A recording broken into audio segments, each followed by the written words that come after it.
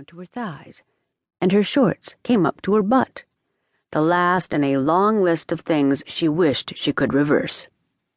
Lexi looked at the clock, and her heart went heavy, because erasing the past 10 years wasn't going to happen. Neither was ignoring the fact that her grandmother was expecting her in less than an hour, or that she would have to face her family and friends eventually. But when she did, it was going to be on her terms. And in that damn sundress, which meant she needed to get to her car. Lexi grabbed her car keys and headed down the rear stairs. Cracking the door open, she glanced around, her shoulders relaxing slightly when she saw that the alley next to the bakery and the back parking lot where she had parked her car was reassuringly empty. She had snuck in and out of this apartment so many times as a teenager, there was no reason that her heart should be pounding out of her chest right now. It was like riding a bike, right? The only difference was that back in high school, she had snuck around so that no one would know she was having sex with Jeffrey, and now she was going stealth because she didn't want people to know that Jeffrey had stopped having sex with her a long time ago.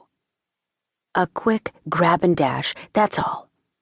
Coast clear, Lexi took a single step toward her car, then stiffened at the sound of feet pounding the pavement, followed by the instant clang of jangling metal.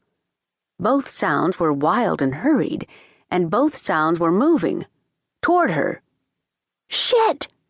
Lexi reached back for the doorknob, twisted. Nothing. Shit, shit, shit! It was locked. In her grandmother's mission to protect Lexi's teenage virtue, Priscilla had installed safety measures. A doorknob that was extremely loud to open, with a lock that was always engaged. Lexi patted down the sides of her shorts as though expecting to find magical pockets containing a set of apartment keys. Sadly, she found neither. "Come here, boy." A distinctly male and distinctly familiar voice called out, followed by a playful bark that sounded much closer. Lexi froze, and last night's pastry dinner declared war on her stomach. "That's it, come on, good boy." Claws clicked excitedly on the pavement. A dog tore around the corner. He was some kind of mastiff thoroughbred mix, with paws the size of a polar bear's and covered head to tail in mud, and he was headed directly toward her. "Damn it, wingman, I said come!" This could not be happening. Fear had her feet moving, and fast. Lexi would rather explain to her grandmother that she had snuck into the apartment than face him.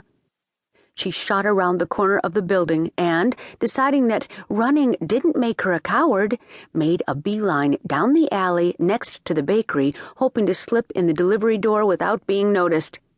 She got to the corner of Main Street and stopped, her stomach plummeting to her toes.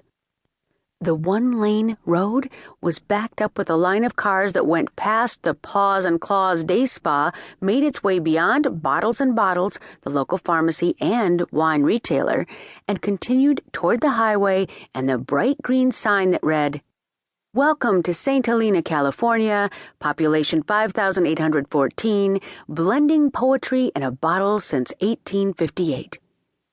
The sidewalks were even worse. The brick and awning storefronts and lamp-lined streets were filled with tourists, and more tourists who were admiring the rows of old wine barrels filled with seasonal flowers and taking in the large banner advertising the St. Helena Summer Wine Showdown. Wine tasting season was in full swing, and people were out in masses, which meant that Priscilla's patisserie would be overflowing with locals, weekend warriors, and Sunday shoppers. The second she walked into the bakery, she would run into a dozen people she knew, all with a dozen inappropriate questions that would lead to a dozen or more rumors about how Lexi had come crawling home, a divorced failure. A gentle breeze blew past her, carrying with it the smell of freshly baked choux pastry. Lexi followed the scent and found that both of the